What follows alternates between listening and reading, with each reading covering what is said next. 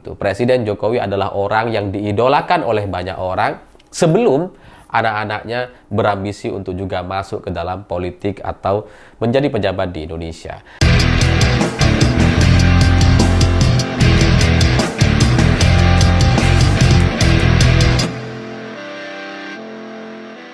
Selamat malam semuanya. Hari ini KPK membuka lembaran baru yang mungkin cerita atau kasus ini akan menjadi sangat-sangat lama dibicarakan di Indonesia. Karena KPK hari ini memerintahkan Direktur Gratifikasi untuk menanyai atau memeriksa atau meminta pertanggungjawaban dan klarifikasi dari Kaesang terkait dugaan penggunaan jet pribadi yang dia gunakan bersama istrinya dari Jakarta ke Amerika. Karena pesawat pribadi ini adalah pesawat yang sangat mahal, yang sangat mewah gitu ya. Sementara menurut KPK semua orang di mata hukum itu sama, sehingga ini isu-isu yang sekarang ini sudah beredar dan kemudian Kaesang dan istrinya menggunakan jet pribadi yang sangat mahal itu harus mendapatkan jawaban. Karena sekarang masyarakat sudah bertanya-tanya gitu ya, sudah menanyakan ini sebenarnya dari mana? Apakah Kaesang memang sudah sekaya itu gitu. Jadi pertanyaan-pertanyaan yang ada di masyarakat itu harus mendapatkan jawaban atau jangan sampai kemudian digantung jadi seperti nggak ada apa-apa gitu. Karena pada akhirnya Kaesang meskipun bukan pejabat gitu ya, tidak secara langsung dia hanya ketua PSI, tapi bagaimanapun keluarganya ini semuanya kan pejabat, bapaknya presiden, kakaknya wali kota, dua-duanya gitu ya. Jadi ya ini harus kemudian bisa mendapatkan klarifikasi atau jawaban terkait penggunaan jet pribadi ini gitu. Karena kalau ini tidak dijelaskan gitu ya, ya maka ini akan terus menjadi satu bola liar dan pertanyaan-pertanyaan yang mungkin di ujungnya nanti itu orang-orang akan menjadi sangat marah dan tidak percaya kepada penegakan hukum di Indonesia. Ya, semoga gitu ya, semoga ingatan masyarakat kita ini bisa panjang setidaknya untuk kasus ini gitu. Karena biasanya masyarakat kita itu kan cepat lupa gitu ya, apalagi ini mau pilkada gitu ya. Kadang kita sudah disibukkan dengan isu-isu atau cerita-cerita baru sampai kemudian nantinya bisa lupa dengan soal penggunaan jet pribadi yang sangat mahal sekali ini gitu. Karena selain itu juga Kaesang masih akan lama nampaknya di Jakarta, di Amerika gitu, karena istrinya kan akan melahirkan di sana. Istrinya sudah 8 bulan atau hampir lahiran. Jadi ya kalau istrinya melahirkan di sana dan otomatis dia harus nemenin di sana, ya masih akan lama. Setidaknya sampai Pak Jokowi selesai di 20 Oktober nanti kayaknya Kaesang masih akan terus ada di sana. Tapi resiko atau konsekuensinya adalah kursi ketua PSI yang sekarang diduduki oleh Kaesang itu akan mungkin mendapatkan tanda tanya gitu. Masa orang mau pilkada ketum partainya nggak ada di sini?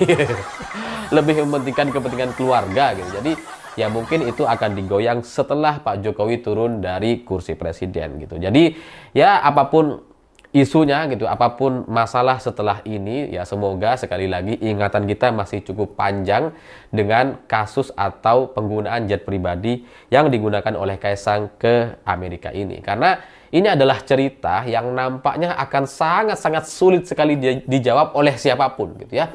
Pihak istana itu sampai nggak bisa jawab gitu.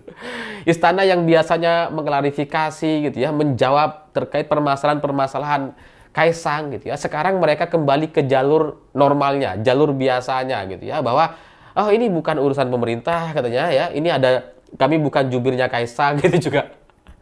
Politisi PSI juga bilang nggak gitu. Kami bukan jubir Kaesang gitu ya. Kami pengurus PSI. Istana juga yang biasanya memberikan klarifikasi terkait keluarga Pak Jokowi juga hari ini menghindar gitu.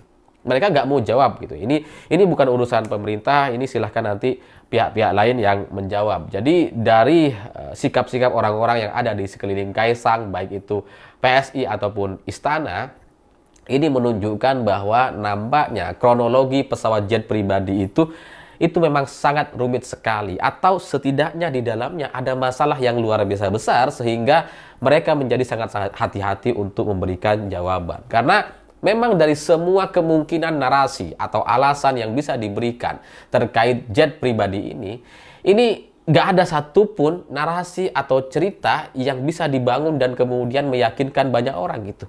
Nggak ada yang masuk akal. Kalau ada pun sekarang seperti kolom komentar di buzzer-buzzer yang coba dikerahkan gitu ya. Komentar-komentarnya tuh receh gitu. Ya, jangan iri sama orang kaya katanya. Orang punya uang ya bebas lah mau ngapain. Masalahnya gitu ya, nggak sesuai dengan profil. Kekayaannya 90 M, tapi kemudian sewa pesawat sekali terbang 9 M. Ini nggak sesuai gitu. Kalau kemudian muncul juga narasi-narasi pembelaan di sosial media bahwa Kaisang ini punya saham di perusahaan luar negeri katanya gitu ya, yang menjadi pemilik dari jet pribadi ini gitu katanya gitu ya. Ya sebagai pemilik saham boleh dong menggunakan fasilitas milik perusahaan gitu ya. Boleh, logis gitu ya. Tapi kemudian menjadi pertanyaan, ini Kaisang beli sahamnya pakai apa?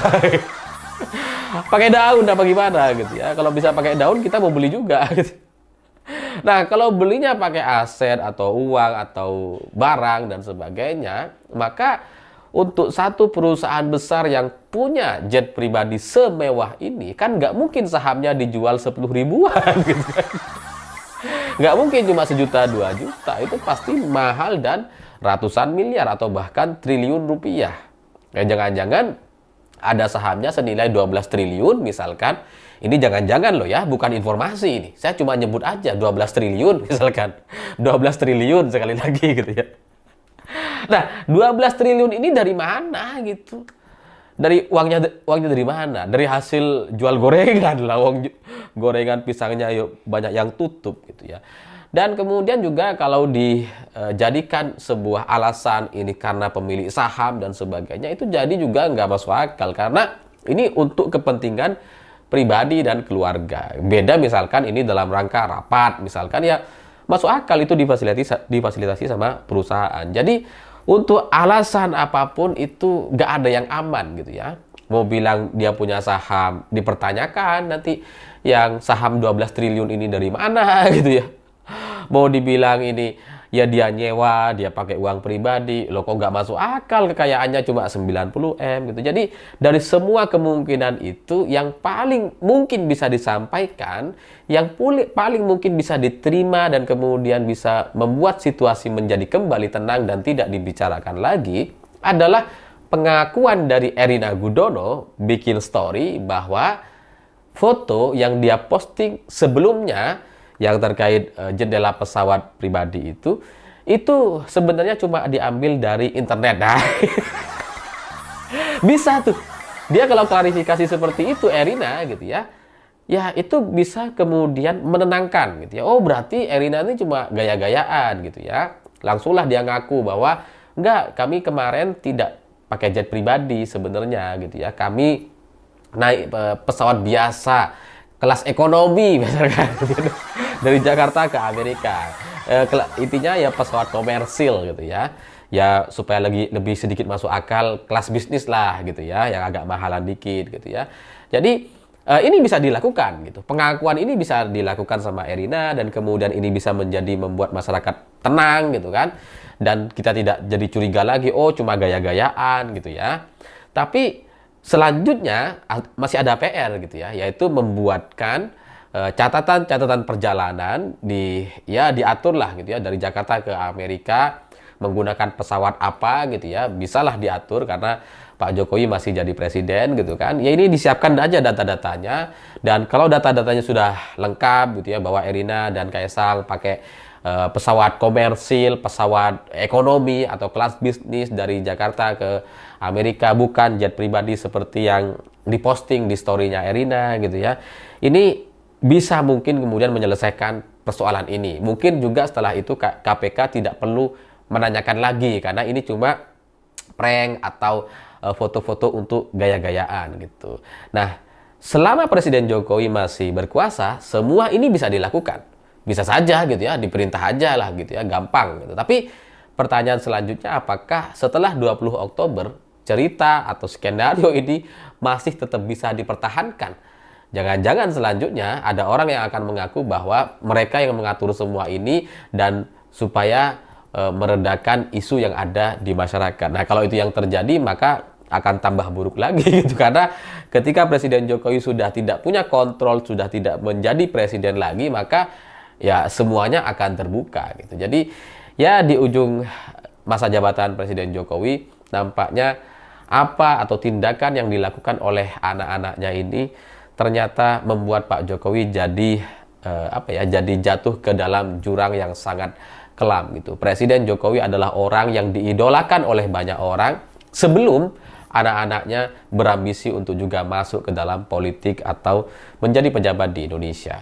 Karena setelah Gibran memaksakan lewat MK, setelah Kaisang coba memaksakan lewat DPR RI, nama Jokowi menjadi semakin suram gitu. Bahkan sebagian orang kemudian memilih untuk memanggilnya Mulyono gitu, karena Mulyono ini adalah nama kecil Pak Jokowi dan kemudian diganti menjadi Joko Widodo karena ketika pakai nama Mulyono itu sakit-sakitan.